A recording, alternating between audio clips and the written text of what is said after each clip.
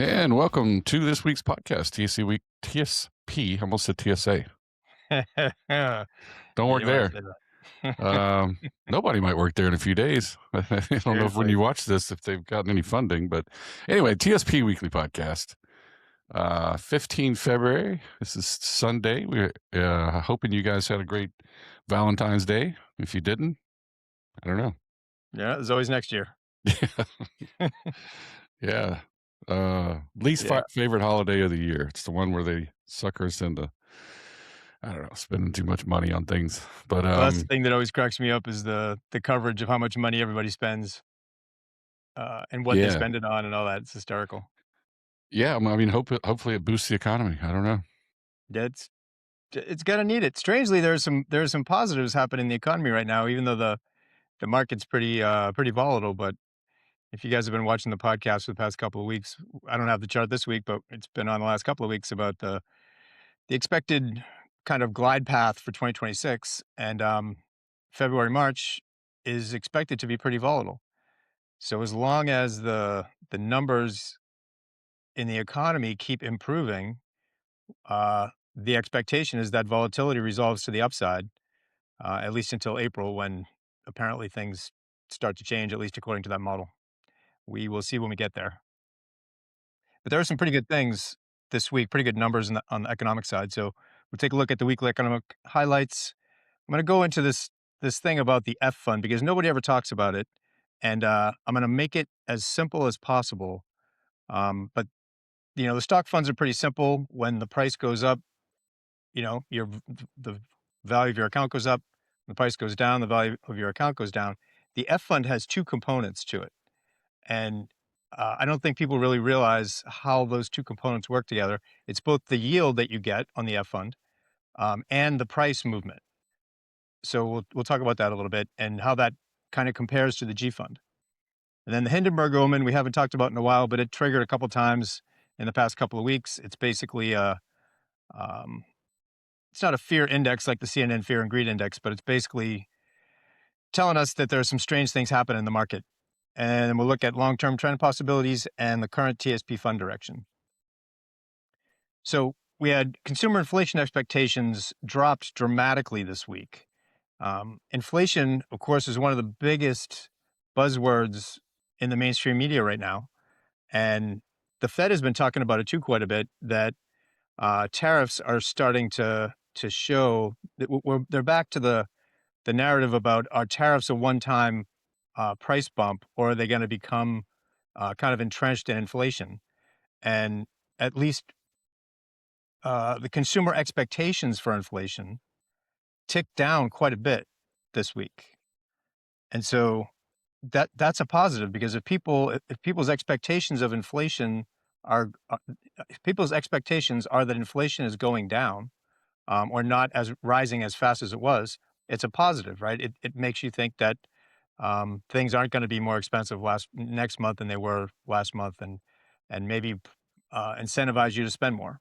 So it's certainly a positive.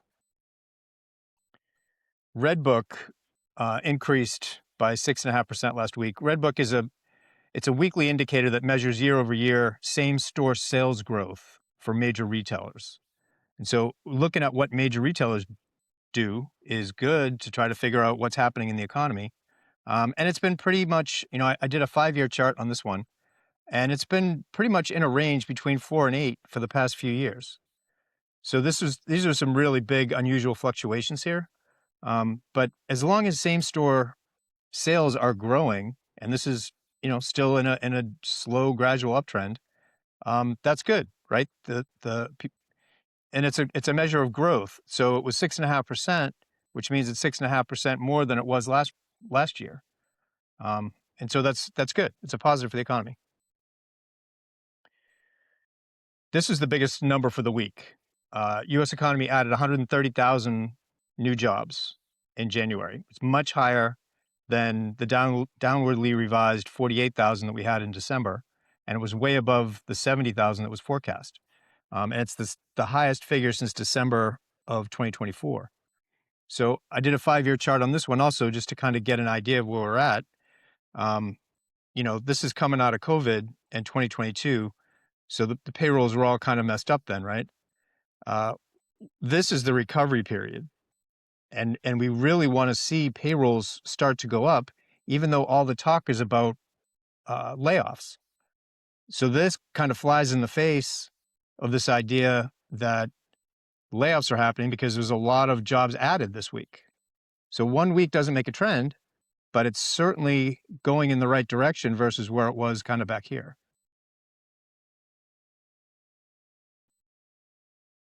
And then the unemployment rate, right? Because we added more jobs, the unemployment rate ticked down from 4.4 to 4.3% in January. So it's slightly, the market expected 4.4. The lower unemployment rate is good. In the big scheme of things, uh, what everybody is kind of looking for is a dramatic increase in unemployment. Because if we get that's a big sign that we're probably already in a recession. And we had been moving slowly up since 2023, right? The line has definitely been trending up. If we can get a couple more data sets like that, where unemployment is coming down, even really if it came down to 4.2, that would really hurt the narrative of that we're in or either in a recession or going into one imminently. So that's a really good number. And then initial jobless claims was also down a little bit, not a lot, but a little bit. It's down 5,000 from the previous week. Um, it's about average, right? It was down a little bit from last week. So these are people, these are new unemployed people, right? It's initial jobless claims, but it's not exploding to the upside, which is what everybody is worried about. It's not a big indication of layoffs. So I don't know how to, I read the same news that everybody else does, and it seems to me that the narratives are not really matching the economic data that comes in from the actual sources. Yeah, I wonder. I was looking at that. I don't remember if this week or last week, but as best I could, I was trying to figure that out. Right, got all these people that are losing their jobs, and we live in Northern Virginia, where Verizon's huge, Amazon is massive. We've got some of those big employers that we're hearing about here, and friends, particularly that might be on the chopping block or whatever. And so when I started asking them about it, there is something to the fact that many of these folks, even sort of at the mid level, um, are getting packages when they leave. Yeah. So they're not immediately unemployed, right? I don't. I've never worked for a private company like that and got laid off, so I don't know how that works. Yeah. So I don't know if they can, if they're unable to apply for um, Unemployment. unemployment until that package runs out, or if you get a 6-month package, like when can you start doing that? I don't know. I mean, maybe somebody else out there knows the rules better than I do, and they probably do. But that probably factors into some of this, because a lot of these layoffs are in the tech industry, and most of those folks get a package of some sort on the way out. Whether it's 3 months, 6 months. I mean, some people, if they're at a higher level, I know a guy that has been laid off 3 times in the past 3 years, and each time he got like 9 months. Yeah. So I mean, he's okay. I'm sure there are people suffering, and I don't want to make light of it, but I think, or at least for us around here, that seems to be the case. So anyway, I think that may play into the data, right, where we're not seeing as much of the panic because of the type of layoffs. If these were, massive low level layoffs, like, I'm trying to think of something like, somebody that works a register at Walmart, and Walmart fired, 20,000 of those kind of folks. Maybe that would look different. I don't know. Just a thought. Yeah. It's kind of interesting. I was talking with my brother this week. He works he's a director level at a big company in California, and there's a lot of AI that he works um, with a lot of the AI, different AI avatars, and all the different kinds of AIs that are coming out right now. And the way his company looks at it is the infrastructure and the possibilities were last year. This year is developing all of that to implement next year. So he thinks that the layoffs, the big chunk of the AI related layoffs are a 27 problem. I would wholeheartedly agree with that. Yeah. There's so few. Um, there's a lot of people talking about AI. There's not as many people using it, right? Yeah. We have only just begun, Oh yeah. and I tell anybody that listens to me, especially if they're younger and in college, if you're not learning how to use this to your benefit, you're going to be so. Again, a few podcasts ago, we talked about this. If you go back to, we were there when the internet started, right? And if you just ignored websites and email and online shopping, or if you just ignored that stuff and you were in, the industry or whatever, you got demolished. Like you just Right. went away. Right. So we're there again. We're there at the beginning of this kind of next revolution. Whatever you want to call it. And if you're a company and you're not implementing, so I agree with, right? Last year it was like awareness. Yeah. This year it's the awareness is growing and the people are trying to catch up, and then it's really about development. What can I do with it? And then it's like, okay, what jobs did I replace? Because I Yeah. poured all this money and development into it, I got to get my money back. So if it doesn't take someone's job, it better increase production or sales or something. Yep. It's gotta, that's business, it has to happen. So yeah, I think he's spot on. I think that's absolutely right. I think a lot of the layoffs right now are just, and they say this in the news. This isn't just me saying it. This is a lot of holdover from COVID. A lot of online stuff happened because we were all stuck. We couldn't go out. So a lot of, Amazon hired a bunch of people. Verizon hired, everybody hired just a lot of people, and now they don't need them. And now you've got AI involved. I agree. I think 27 is going to look way different, and it's going to be interesting to see how, particularly around where we are. I mean, we're in the tech capital of the East Coast. We are the Silicon Valley of the East Coast. And the one thing I keep hearing over and over again is that AI is a better coder than Yep. any basic or mid-level. And that was like the job to have. Yep. Like if you were a coder, you were safe forever.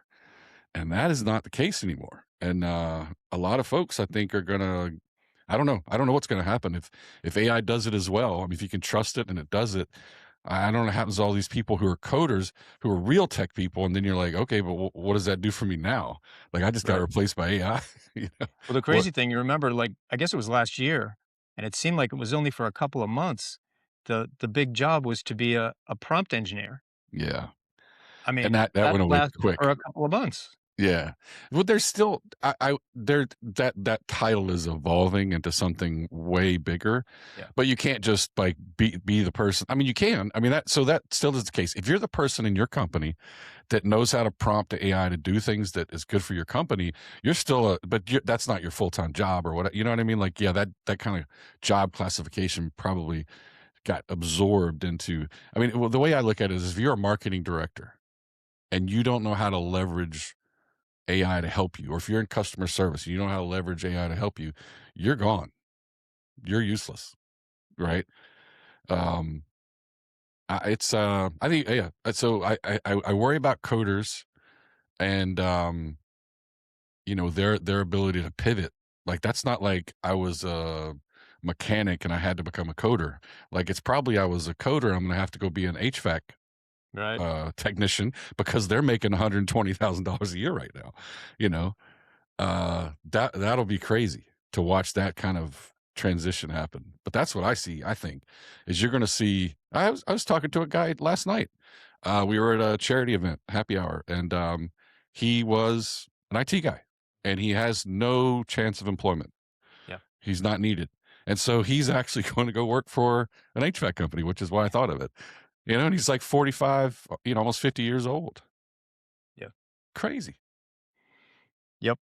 And sooner or later, it's going to have an impact on the economy and the stock market. I mean, that's the whole point of It has talking to, about this right? But stuff. like how? Like that's the Yeah. how will it? That's the crystal It's ball. obviously going to impact it. Well, I mean, this is another thing I talked to my brother about. That it's this is a theory that I have, and it seems pretty obvious. Um, let's say AI replaces 30% of jobs going forward. And it can be just because they don't backfill, right? It could be from layoffs and they just don't backfill or whatever.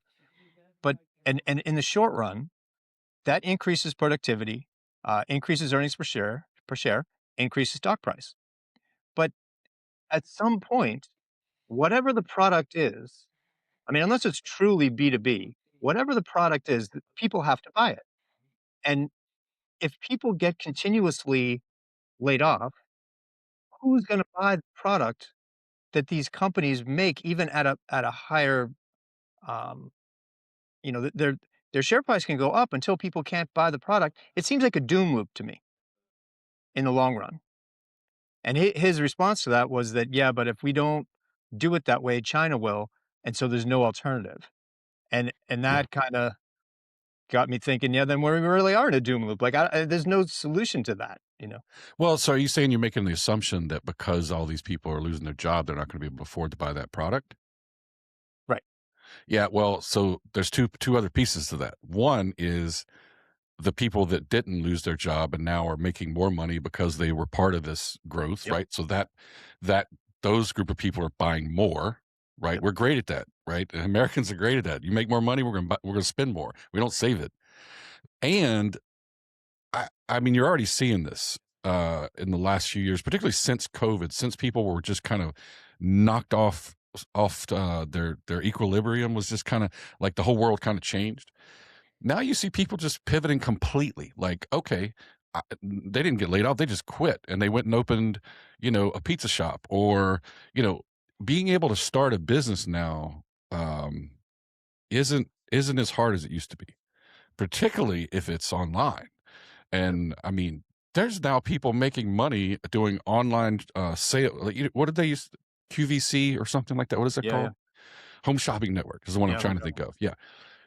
I just ran across an article a couple days ago where not like a few people, but like thousands of people are now full time online, like on TikTok or whatever, live selling stuff like the old days. And people are just buying it like crazy off the TikTok shop because it's instantaneous. It's even easier than it was in home shopping. You had to call and you got the person and Right. they had to Right. get shipped. And no, now I push a button, it pays for my Apple Pay and it's at my house in a day, and evidently, there's people all over the place just crushing it with that. Now, I don't know where the products are coming up. They're probably coming from China, Right. right? Who knows how they figured that out? I don't have time to study it, but Yeah. what Alibaba. whatever they did to handle this is what I was kind of getting at. It's what used to be so expensive is I got to go buy a warehouse. I got to get people to help me box it and ship it and do a thing, and all that's gone, right? That whatever mechanism replaced that, the average person can now open up a store online and sell live and crush it, and they're making great money. So all I'm saying is, I don't know. I mean, if you get fired and you go sit in the corner and cry, yeah, you're not going to be able. But I just what it looks like is people aren't doing that. They're pivoting and they're going to different directions, or they're doubling down and going out on their own, all kind of stuff like that. And so that is exciting, I think, if that's where it takes us. So that version kind of takes us out of the doom loop, right? Yep. Unless you're in the doom loop if you're one of those people that just can't reinvent themselves or Right. pivot or whatever. And like that, you're right. That I mean, there may be a section. This is the part I kind of agree with, and it kind of fits into what you're talking about. I watched the podcast a few days ago on any top level AI folks were like, "What are you really worried about?" And they're like, "Well, because we're replacing so many things that people do, we're going to have less stuff to do, right? And so if I don't have anything to do, what am I doing, Right. right?" It's almost like that cartoon that came out years ago where everybody's just like floating around in space and they're just laying on lounge chairs and like eating all day, right? Because they don't have to do anything. Like that version, maybe not that excessive, but that's the part kind of worries me is like we just don't have, you're working, but Right. you don't really have anything to do because it's all being done for you and AI and whatever and technology. And now we're like, people are just bored out of their mind.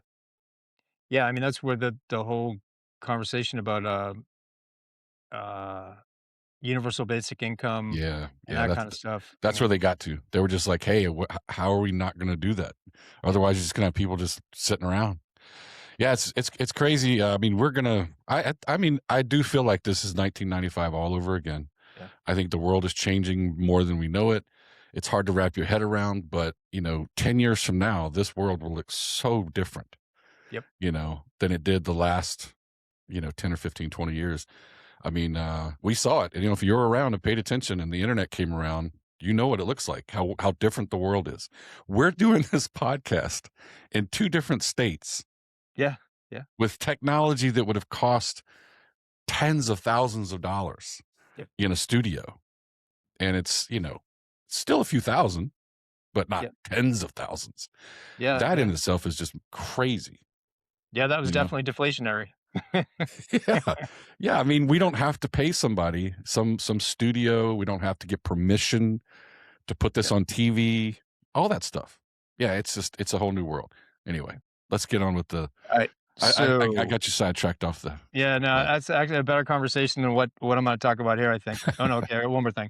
Uh, Annual core. So the actual core inflation rate, excluding food and energy, right, stayed the same at 2.6% in December, the lowest since March 2021, and it was the same as the November reading, and it came in a little bit below market expectations of 2.7. But so this is the actual core inflation rate, right? So again, the narrative about tariffs is driving inflation higher is not coming out yet in the numbers. Um, the space here was because we didn't get some numbers during the last shutdown. Um, that won't affect if DHS gets shut down. That won't affect the numbers going forward. But um, this is good. I mean, if we can start, obviously the Fed target is 2%, and we're still above it. But as long as it keeps coming down, uh, everything's good, right? Things aren't getting out of control. So those are all sort of reasons to kind of give the market another day when you get a big down day and you got some support under there, um, and we're coming into a volatile month or two period. All I'm saying is don't get whipsawed. Like you have to have a broader context to keep you from getting freaked out if we have one down day. All right. So F fund versus the G fund. This is really more about the F fund, and we'll look at the G fund at the end.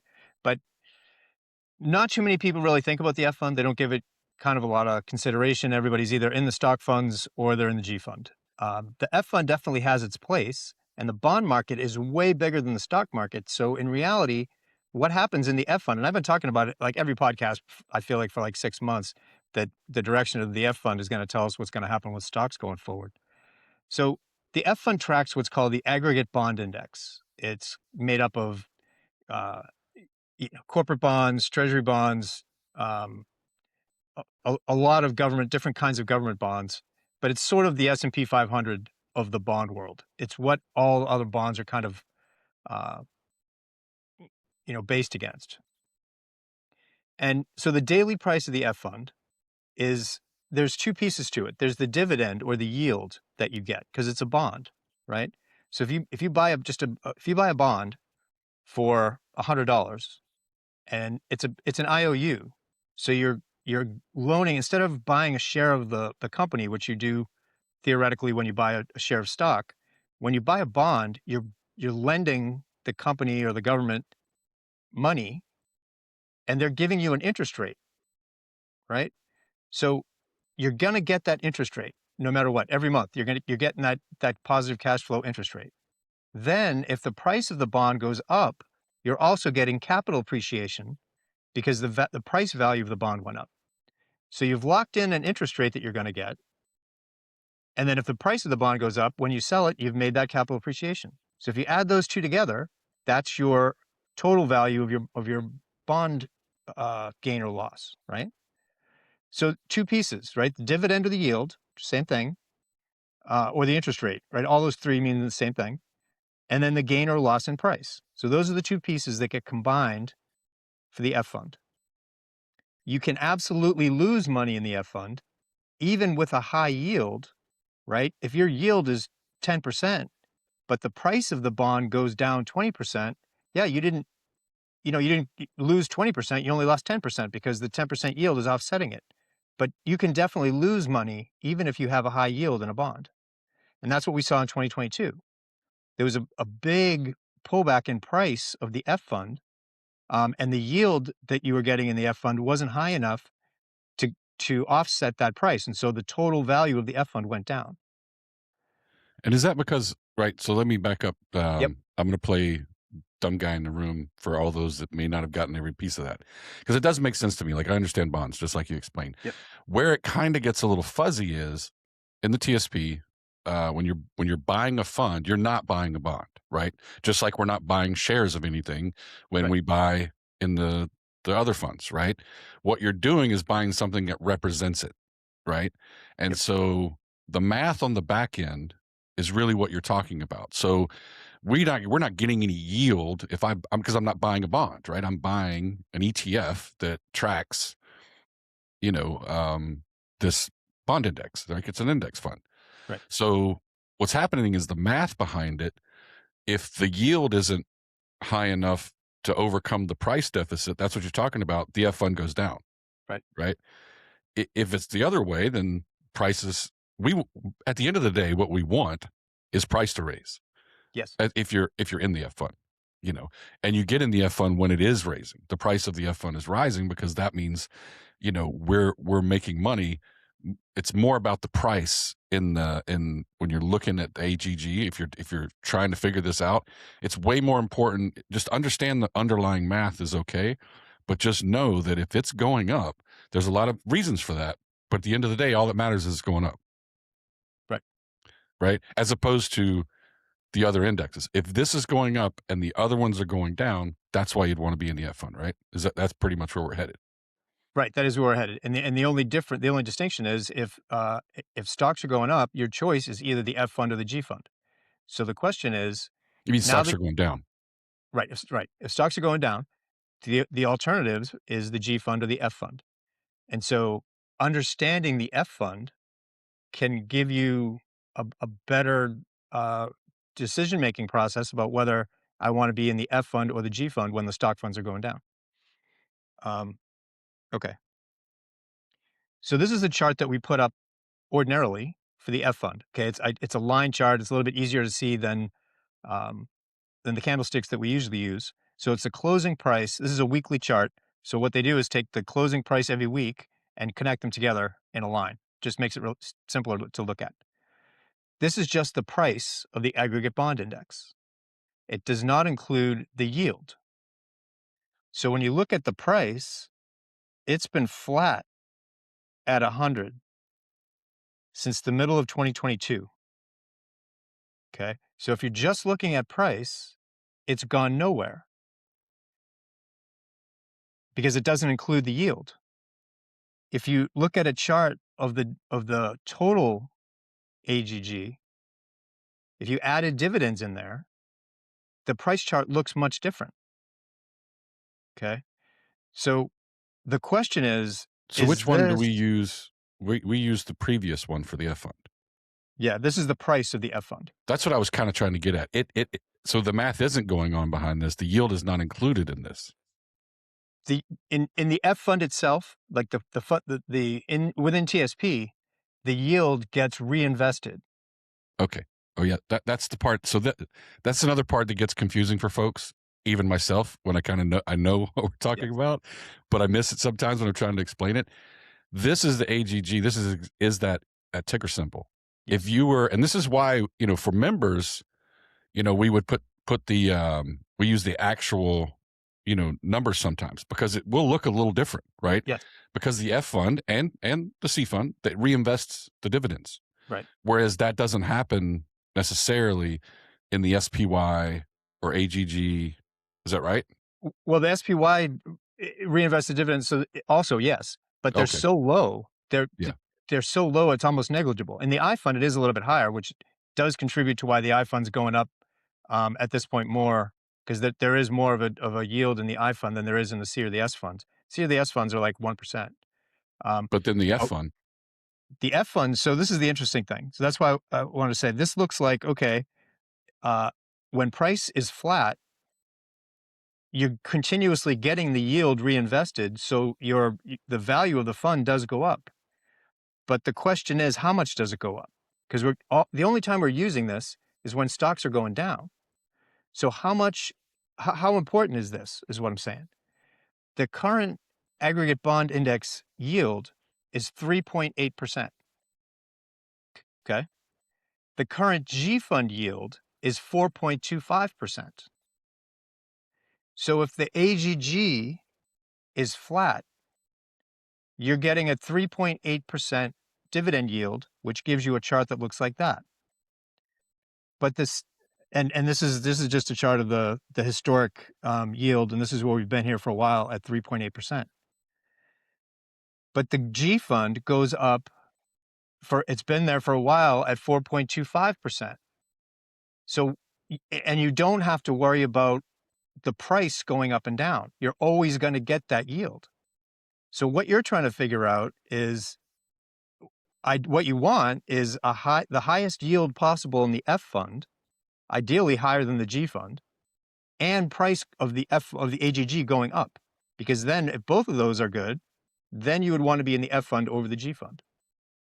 Right? So if you want to get into the weeds like that to figure out when the stock funds are going down, how do I really maximize my gains? It's when you have a high yield in the bond fund and bonds are going up, the price. Otherwise, if you don't want to deal with all that, you're in the G fund, which at 4.25% for zero risk, and you don't have to try to figure it out, is pretty good. So I didn't want to get too far into the weeds, but I just want to give people an idea of how the F fund works and the two components and kind of how you would compare it to the G fund if and when you actually had to make a decision about what to do when the stocks start to go down. Can you back up to that G fund? Yeah, this is, again, we've been preaching this since we started doing this, 5 years ago. It still boggles my mind when people just say, like, how could you why would you go to the G fund? People don't understand that people outside of the government who don't have access to the TSP would kill for that sort of return in a money market fund. There are people that would literally put half their money in there and just left it because they know I'm getting 4.2%. That's awesome. I'll take the other half and I'll be in the market when I need to and all that. They would just be playing with like 50% of it, right? But for some reason people can't wrap their head around the fact that they're not losing money going. As a matter of fact, it's impossible to lose money in the G fund, right? By law. statute. Yep. Yeah.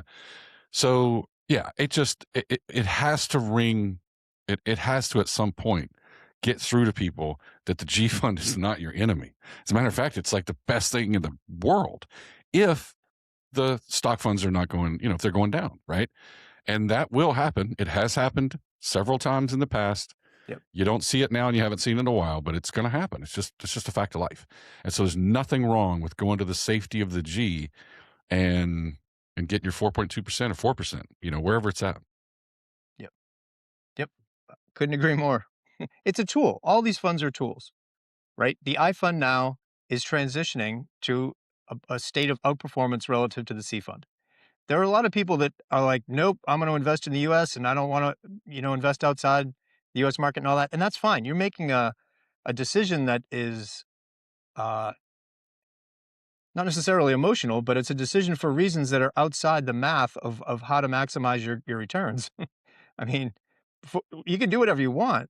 I don't like the F fund or the G fund is terrible. Like, why you would put labels like that on a tool, I have no idea. All five of these funds are tools. They're maximized during certain market conditions. And to the extent that you can understand those market conditions and respond to them, that's how you maximize your TSP. It's no different than saying, I refuse to use a hammer. I only use screwdrivers. Yeah. And you've got a hammer and a nail and you're like, nope, I only use screwdrivers. Give me a screw. No, but it's a nail. Yeah. You need a hammer. It's literally the same. It is like that. It is, and I see people just they won't budge on it, and it's amazing for that. But anyway, Yeah. All right. Hindenburg Omen. So we've talked about this in the past, and it's a pretty interesting observation that was made. So Hindenburg Omen is a technical market warning signal that's meant to flag when the stock market is showing internal weakness. It can sometimes precede a major sell-off or a crash. Some people call it a crash indicator. It's really not designed to be that, right? It's not a crash predictor. Um, it's basically a way of saying that the market is acting weird under the surface. For example, the stock market is basically at all-time highs, and gold and silver, up until the last week or two, have been exploding to the upside. That's weird. That's not something that ordinarily happens. Tech is selling off, and the S&P 500 is at all-time highs. The ratio of consumer staples versus the S&P 500 or consumer discretionaries are exploding to the upside. That happens when the market rolls over, and the market hasn't rolled over yet. So those are all weird things that are happening. And it gets reflected in this thing that's called the Hindenburg Omen. It tends to happen near major tops. So that's why we're talking about it. We're not saying the market rolled over. We're saying these things are occurring, and they tend to happen at major tops. So it's a warning. It happens when you got lots of new highs and lots of new lows at the same time on the New York Stock Exchange. Like, that doesn't even make sense. When the trend is going up, most companies, right? You're looking at things like what the percentage of companies above the 50-day moving average or above their 200-day moving average, and they all tend to rise as the market goes up because the trend is going higher and more companies participate and all that. When you have companies making new highs and other companies making new lows at the same time, there's a big disconnect there. And you can't see it if you just look at the trend of the S&P 500 itself. So the way that the indicator works, the New York Stock Exchange has to be in an uptrend, which obviously it is. We've been in an uptrend since 2023. Both new highs and new lows have to have more than 2.5% of new shares. So you got to have more than 2.5% on any given day, make new all-time highs, and more than 2.5% make all-time lows. Then the McClellan oscillator has to be negative. It's a sentiment indicator. So when the McClellan oscillator is negative, it means people are basically fearful. Which also kind of goes to the thing we were talking about last week with the fear and greed index being really low, but you got huge volatility.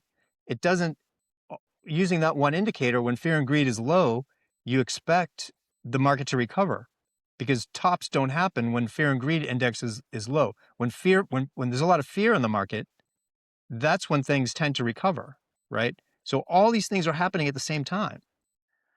And to get confirmation of it requires multiple triggers within a 30-day window. And we'll look at a chart on that. It's not a predictor. It's just a big warning.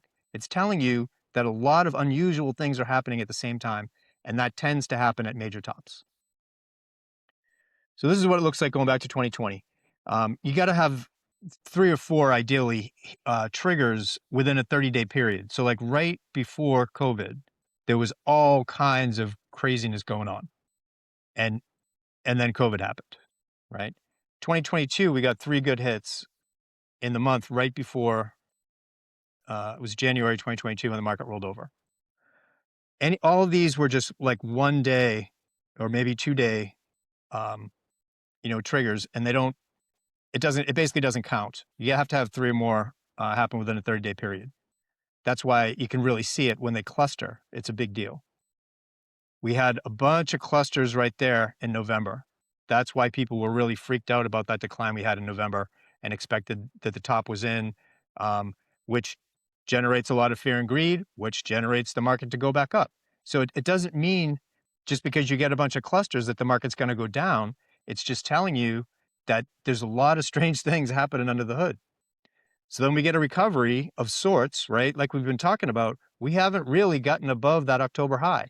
In fact, as of now, we're below it. We've been going sideways for the last few months since October. And we got a whole bunch of hits in the past week. And we had a whole bunch of hits, a couple of months ago. So there's a lot of investment and pullback. It's in both directions. That's what the Hindenburg Omen is telling you. There's some very strange things happening under the hood, and you can't see that by just looking at the price chart. Right.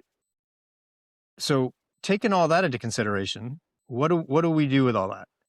So here's one really simple way to do it. This is a weekly chart of the S&P 500, right, our C fund, and a 200-week moving average line. So we're going back here before 1987. Every time price comes down and hits that 200-week moving average line, it gets support and it keeps moving higher. Okay, this was 2022. I mean, it's a long-term moving average. Okay.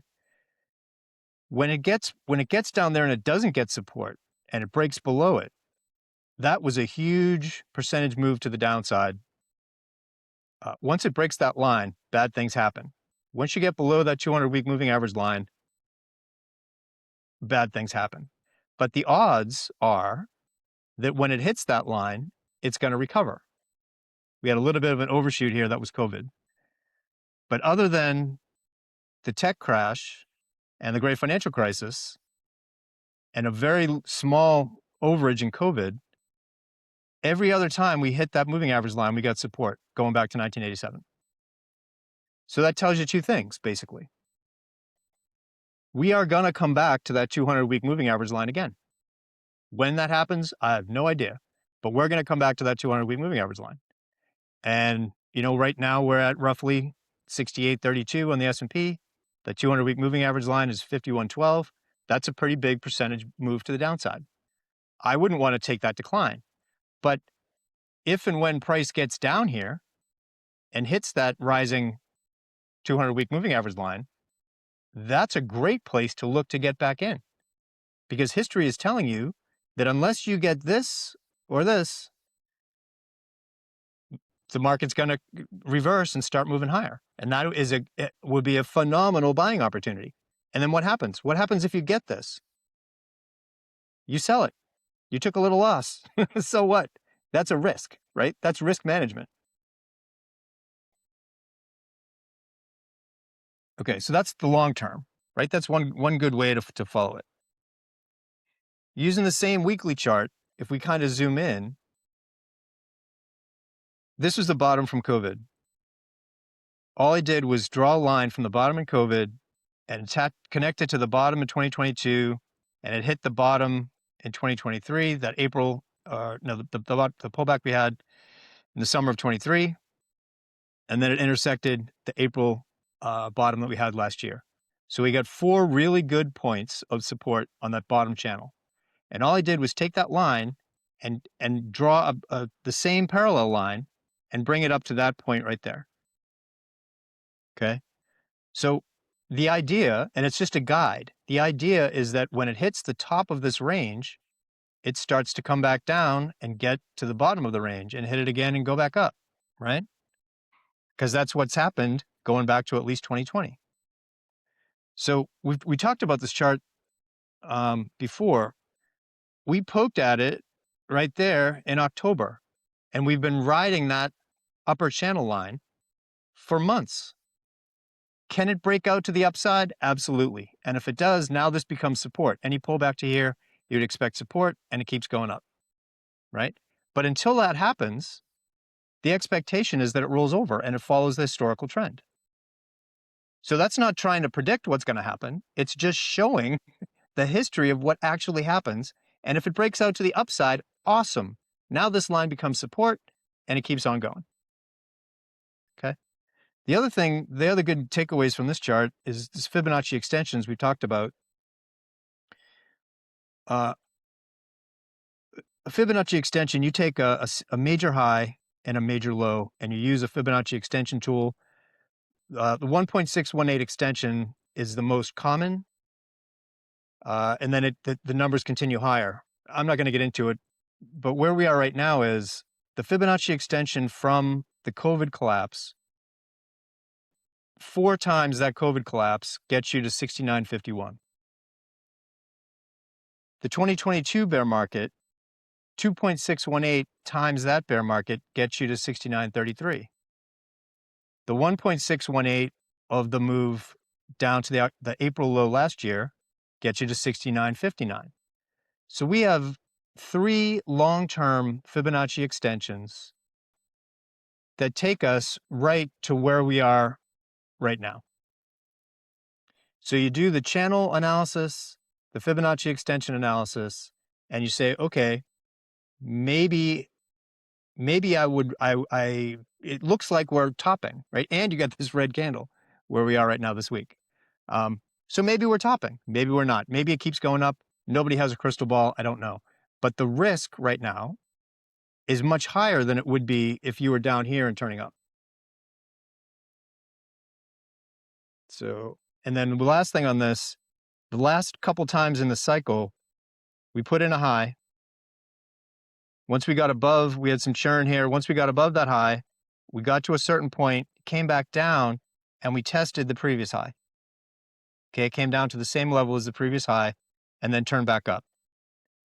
We got to a high, came down, got to the same level as the previous high. So it's very possible that we come down. This is the midline, right, of that channel, which just so happens to correspond to the high from 2025. So that would be my first, if we do roll over, that's my first place that I'm looking for some major support to maybe go back up. And this goes back to what we were talking about with the G fund, right? Yep. And the F fund, right? So let's say you just don't feel comfortable with this risk right now because it's just traveling up that line. Yes, it's technically kind of still going up, but we see history and we say to ourselves, okay, it's too much risk for me. I don't have enough time to kind of pay attention to it. This is not a bad time to maybe take something off the table, right? I'm not advising you to do that. I'm just saying you got to look at your personal circumstances, your risk tolerance, and say to yourself, you know what? I'd sleep better at night if I took some off the table or took it all off the table. And what I mean by that is move to something like the G fund. You know, all your buddies at the coffee shop or whatever are going to be like, yeah, but I'm still in and it's still going up. And I'm like, well, great. You're fine with that. Your risk tolerance is higher than mine. And then at some point when it does roll over, you're not watching that, you know, your TSP balance go down. You're watching it slowly go up and to the right at 4.2%. Now, somewhere in there, if it does start to trend down, that is when you need to pay attention to the F fund and say, okay, is the F fund doing better than the G fund? Now you got to look at both those tools, right? That kind of goes back to what we were talking about, you know, in the last few slides, right? What Jerry's giving you right here. If you just take a screenshot of that, right, and follow along that chart visually and think to yourself, okay, I'm going to wait this out. If it goes above it, I'm either getting back in or I'm staying in. If it turns over, like he said, I'm out on the sidelines until it hits some sort of level of support. And then if it bounces back up, great, I'm back in. You get 2 moves a month. We wish we had more, but that's plenty of moves. Yeah, this is a weekly chart. Yeah. I mean, this is going to take time to play out. Yeah. So I hope charts like this used to kind of intimidate me because there's a lot of lines and a lot of numbers, right?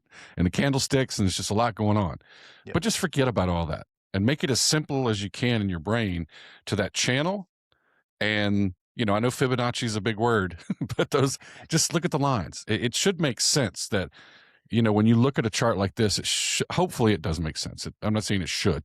If it doesn't make sense, tell us in the comment section. Tell us why you don't understand this. Because I hope, you know, Jerry puts up something like this every once in a while, and I think it's great. And I should encourage people to screenshot it more often because I think that would be great.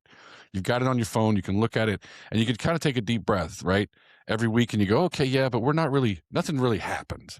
Right? We're still kind of traveling up that line. The moment it goes blasting through that line or rolls over, now you know what to do. Yep. That's the difference between what we do and what you're going to see on CNBC or most people on YouTube. And it's basically because big institutions don't have the flexibility to respond to the market. They have to have a thesis about what they think is going to happen and position based on what they think is going to happen. we have the luxury of responding to what happens. We don't have to try to guess. All right. So TSP Fund Direction, we put this chart up every week. I did the line chart instead of candlesticks just because to make it a little bit easier. But again, we're on a weekly chart.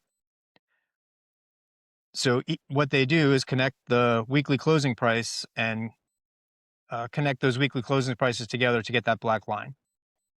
The blue line is the 20-week moving average. It just kind of smooths it out. As long as price is above that 20-week moving average line and the line is sloping up, the trend is up, right? It's been pretty volatile here for the past few weeks, but we're still in an uptrend, right?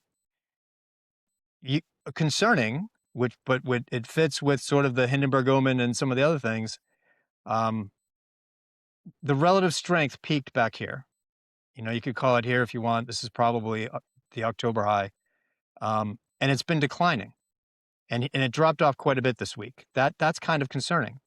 When the relative strength starts to drop off a lot and the momentum, the MACD starts to accelerate to the downside, that's a pretty good indicator of weakness. Okay. You want to see strength. You want to see MACD going into the green, coming out of the red, going into the green. That's when you get substantial rallies. When it's going the other way, it's a sign of weakness. Can it turn around next week? Of course it can. But right now it's weak, and it's been weakening for months, even though the price hasn't really moved. And then the F fund, again, this is the price of the F fund, right? Does not include the yield. It's been at that 100 level since the middle of 2022. It's mostly oscillated below it, but we got a big uptick this week and an uptick in relative strength. And it looks like MACD is thinking about trying to get positive at least. I mean, hasn't really moved. But I would watch the F fund because if that breakout works, right, if we get above that high, so we get above 102, let's say, it's very likely that the F fund is going higher. And what does that mean for the stock funds? If the F fund is going up, it means interest rates are going down. If interest rates are going down because the economy is good, which could happen, right? We saw all those numbers at the beginning of the podcast. Most of them are positive. The economy, based on those numbers, seems to be doing better, right? At least certainly not doing worse. Unemployment's coming down. It's not doing worse. So it's possible because, the next Fed chairman clearly is going to try to bring rates down. If that happens and the F fund is going up, the stock funds are also going to go up. So you're not going to be in the F fund anyway. If it's going up because the stock funds are collapsing and the Fed is cutting rates to put a floor under collapsing stock prices, then you're looking at the F fund, right? So again, I really think the direction of the F fund and the reason that it turns whichever way it goes is going to tell us where the stock funds are going for the remainder of the year, at least. Okay. A lot of good stuff in there. Absolutely, as there is every week. If you have any questions, put them in the comment section wherever you find the video. If there's no comment section, you can always shoot us an email at support@growmytsp.com and the support team will get it over to us. Hope you guys like what you hear. And if you do, please share it with your friends, share it with your office mates, anyone. We're trying to get as many people as we can, to watch this each week. Even if you don't go to our website and use our service, that's okay. What we're really doubling down on here is education. We're trying to get more people to understand that you can actively manage your retirement account, and we're trying to give you some tools to do that. So if you like it, again, please share it with everybody. So hit the subscribe button if you're on YouTube, and we love questions and comments. So please get them to us. Hope you guys are having a great week, and we will see you next week.